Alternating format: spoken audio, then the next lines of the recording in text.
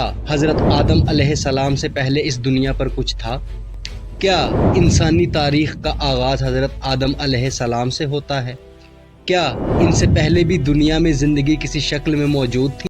السلام علیکم، آپ دیکھ رہے ہیں اسرار ماضی، جہاں ہم لاتے ہیں تاریخ، علم اور حقیقتوں سے بھرپور معلومات۔ یہ زمین جس پر آج ہم سانس لیتے ہیں کبھی ایسی بھی تھی کہ اس پر نہ انسان تھا، نہ شہر، نہ آوازیں، نہ روشنی۔ ہمارا ماننا ہے کہ حضرت آدم علیہ السلام وہ پہلے انسان تھے جنہوں نے آ کر زمین کو آباد کیا۔ لیکن ایک سوال جو اکثر ذہن میں آتا ہے، کیا حضرت آدم علیہ السلام سے پہلے اس دنیا پر کچھ تھا؟ کیا انسانی تاریخ کا آغاز حضرت آدم علیہ السلام سے ہوتا ہے؟ کیا ان سے پہلے بھی دنیا میں زندگی کسی شکل میں موجود تھی؟ آج ہم آپ کو بتائیں گے وہ کہانی جو حضرت آدم علیہ السلام سے بھی پہلے شروع ہوئی۔ زمین کی اصل قدیم تاریخ، ایک ایسی تاریخ جسے زمانے بھول گئے مگر آثار اب بھی باقی ہیں۔ آج ہم قرآن اور سائنس کی روشنی میں ایک ایسے سوال کا جواب تلاش کرنے کی کوشش کریں گے جو انسانی ذہن کو ہمیشہ سے حیران کرتا آیا ہے۔ آئیے اس پیچیدہ سوال کا جواب تلاش کرتے ہیں۔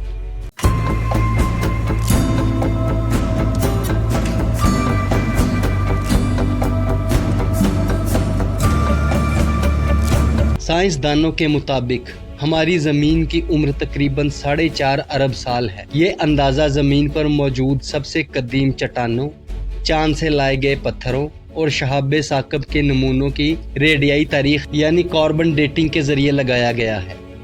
جب زمین وجود میں آئی تو یہ ایک آگ کے گولے کی مانند تھی، انتہائی گرم، غیر محفوظ اور زندگی کے لیے ناموزوں۔ آہستہ آہستہ کروڑوں سال کے دوران زمین ٹھنڈی ہوئی، اس پر پانی جمع ہوا اور فضا بنی۔ یہی وہ وقت تھا جب زمین پر ابتدائی کیمیائی عمل شروع ہوئے۔ پھر تقریباً 3.5 ارب سال پہلے زمین پر سب سے پہلی زندگی کے آثار ملتے ہیں جو کہ انتہائی سادہ جاندار تھے، جیسے کہ بیکٹیریا اور آرکیا۔ یہ مائکرو آرگینزمز پانی میں رہتے تھے اور فوٹوسینتھیسس جیسے عمل کے ذریعے توانائی حاصل کرتے تھے۔ ان جانداروں نے زمین کی فضا میں آکسیجن پیدا کرنے کا آغاز کیا، جو کہ بعد میں بڑی اور پیچیدہ مخلوقات کی زندگی کے لیے لازمی عنصر بنی۔ کئی ارب سالوں تک صرف مائکرو آرگینزمز ہی زمین پر آباد رہے۔ وقت کے ساتھ یہ سادہ جاندار خلیاتی زندگی یعنی یونی سیلولر آرگینزمز سے کثیر خلیاتی جانداروں یعنی ملٹی سیلولر آرگینزمز میں بدلے۔ ناظرین، یہاں آپ کی آسانی کے لیے وضاحت کرتے چلیں کہ یونی سیلولر وہ جاندار ہیں جو پورا جاندار ایک ہی خلیے سے بنا ہوتا ہے۔ وہی ایک خلیہ کھانے، سانس لینے، حرکت کرنے اور بڑھنے کا سارا کام کرتا ہے، جبکہ ملٹی سیلولر یہ جاندار لاکھوں کروڑوں یا اربوں خلیوں سے مل کر بنے ہوتے ہیں اور ہر خلیہ ایک مخصوص کام کرتا ہے، جیسے دل، پھیپھڑے، دماغ، ہڈیاں وغیرہ۔ ان میں کچھ جاندار پانی سے خشکی پر آئے۔ خشکی پر رہنے والے جانوروں میں وقت کے ساتھ ریڑھ کی ہڈی والے جانور وجود میں آئے، جیسے کہ چھپکلیاں، مگرمچھ اور دیگر رینگنے والے جاندار۔ اس دور میں رینگنے والے جانوروں کی کچھ اقسام نے نئی جسمانی خصوصیات پیدا کی: 2 ٹانگوں پر چلنا، تیز دوڑنا، مختلف دانت اور جبڑے، انڈے دینا۔ ان خصوصیات کی بدولت تقریباً 23 کروڑ سال پہلے ڈائناسورز کی ابتدائی اقسام وجود میں آئیں اور وہ جلد ہی دیگر جانوروں پر غالب آ گئے۔ یہ جانور مختلف اقسام اور سائز کے تھے، کچھ گوشت خور، کچھ سبزی خور اور کچھ آبی یا فضائی حیات جیسے پرندوں کی طرح اڑنے والے۔ ڈائناسورز نے زمین پر تقریباً 16 کروڑ سال تک راج کیا، جب تک کہ 6.5 کروڑ سال پہلے ایک عظیم شہاب ثاقب ایسٹرائیڈ زمین سے ٹکرایا، جس سے ماحولیاتی تبدیلیاں آئیں اور زمین پر ایک عالمی تباہی پھیل گئی۔ اس کے نتیجے میں ڈائناسورز اور دیگر کئی اقسام کی مخلوقات ختم ہو گئیں۔ اس تباہی کے بعد زمین نے دوبارہ خود کو سنبھالا اور نئی اقسام کی مخلوقات نے ارتقاء کے ذریعے جنم لیا، جن میں پرندے، ممالیہ اور آخرکار انسان شامل ہیں۔ ڈائناسورز اور دیگر قدیم جانداروں کے لاکھوں کروڑوں سالہ دور میں انسانوں کا کوئی وجود یا ثبوت نہیں ملتا۔ انسان زمین پر ایک نسبتاً نئی مخلوق ہے، جس کا ظہور زمینی وقت کے پیمانے میں بہت حالیہ ہے۔ سائنسدانوں کے مطابق جدید انسان یعنی ہومو سیپینز تقریباً 2 سے 3 لاکھ سال پہلے افریقہ میں وجود میں آئے، لیکن اس پر ہم اپنی اگلی ویڈیو میں بات کریں گے۔ تو واپس آتے ہیں اپنے ٹاپک پر اور قرآن کی روشنی میں دیکھتے ہیں اپنے سوال کا جواب۔ قرآن مجید میں اللہ تعالیٰ نے کائنات کی تخلیق کا ذکر کئی مقامات پر فرمایا ہے۔ سورۃ البقرہ آیت نمبر 30 میں ارشاد ہوتا ہے، اور جب تمہارے رب نے فرشتوں سے کہا میں زمین میں ایک خلیفہ بنانے والا ہوں، فرشتوں نے عرض کیا کیا آپ اس کو خلیفہ بنائیں گے جو وہاں فساد کرے گا اور خون بہائے گا، جبکہ ہم آپ کی تسبیح اور پاکیزگی بیان کرتے ہیں۔ یہاں سے ہمیں یہ اشارہ ملتا ہے کہ فرشتوں نے زمین پر پہلے کسی ایسی مخلوق کو دیکھا تھا جو فساد اور خون ریزی کرتی تھی۔ سوال یہ پیدا ہوتا ہے کہ وہ کون تھی؟ بہت سے مفسرین کا کہنا ہے کہ جنات حضرت آدم علیہ السلام سے پہلے زمین پر موجود تھے۔ تفسیر ابن کثیر اور دیگر روایات میں یہ ملتا ہے کہ جنات زمین پر رہتے تھے، لیکن ان کے اعمال ظلم و فساد پر مبنی تھے۔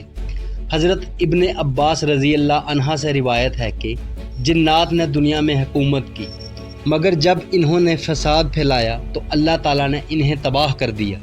ایک روایت کے مطابق جنات نے دنیا کے چاروں حصوں میں فساد پھیلایا، جسے روکنے کے لیے اللہ تعالیٰ نے فرشتوں کو بھیجا۔ یہ بھی کہا جاتا ہے کہ انہوں نے کچھ جزائر میں پناہ لی جہاں آج بھی ان کے موجود ہونے کا تصور کیا جاتا ہے۔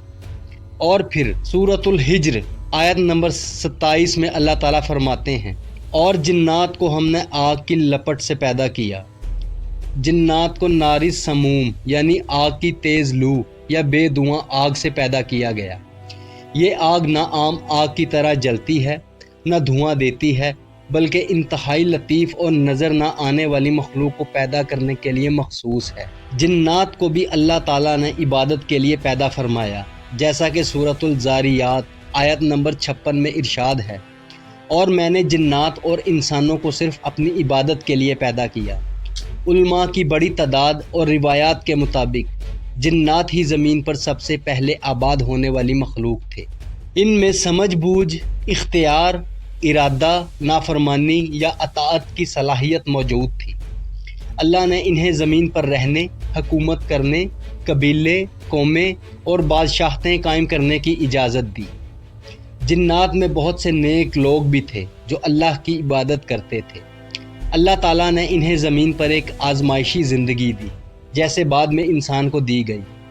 وقت کے ساتھ جنات میں غرور، نافرمانی اور کفر عام ہو گیا۔ انہوں نے زمین پر جادوگری، شیطانی عبادات، خون ریزی اور ظلم، فتنہ و فساد کو رواج دیا۔ بعض روایات میں جناتی بادشاہ سموما کا ذکر آتا ہے، جو زمین پر سب سے طاقتور جناتی حکمران تھا۔ اس کی سلطنت ہزاروں سال پر محیط تھی۔